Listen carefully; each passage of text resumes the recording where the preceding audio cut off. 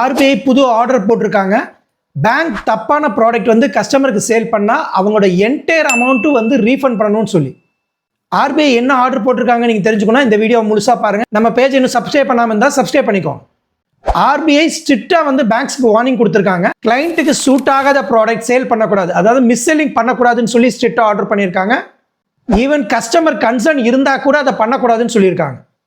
Miss செல்லிங்னா என்னன்னு பார்த்தீங்கன்னா, customer ப்ரொஃபைலுக்கு suit ஆகாத ப்ராடக்ட் கொடுக்கறது, மிஸ்லீடிங் இல்லாட்டி இன்கம்ப்ளீட் இன்ஃபர்மேஷன் கொடுக்கறது, கஸ்டமருக்கு கன்சர்ன் இல்லாமல் அந்த ப்ராடக்டை வந்து சேல் பண்ணுறது, அன்வான்ட் ப்ராடக்டை வந்து பண்டில் பண்ணி விற்கிறது, இந்த மாதிரி எந்த விஷயமும் பண்ணக்கூடாதுன்னு சொல்லியிருக்காங்க.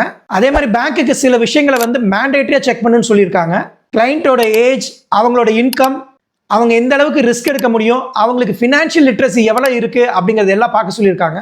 அந்த ப்ராடக்ட்டுக்கு வந்து என்ன ஃபீ அப்படிங்கிற தெளிவான விஷயத்தை வந்து சொல்லணும்னு சொல்லியிருக்காங்க. அவங்க கொடுத்த ப்ராடக்ட் மிஸ் செல்லிங்னு ப்ரூவ் ஆச்சுன்னா பேங்க் வந்து என்டையர் மணியும் கொடுக்கணும்னு சொல்லி ஆர்பிஐ ஸ்ட்ரிக்டாக ஆர்டர் போட்டிருக்காங்க. இதில் கஸ்டமர் புரிஞ்சுக்க வேண்டிய மெசேஜ் என்னன்னா, பிளைண்டாக எந்த பேப்பர்லையும் சைன் பண்ணாதீங்க, அண்டர்ஸ்டாண்ட் பண்ணிட்டு இன்வெஸ்ட் பண்ணுங்க. கஸ்டமர் ஆகிய நாம தான் வந்து விழிப்புணர்வோடு இருக்கணும். இது போல யூஸ்ஃபுல்லான இன்ஃபர்மேஷனுக்கு நம்ம பேஜை சப்ஸ்கிரைப் பண்ணிக்கோங்க.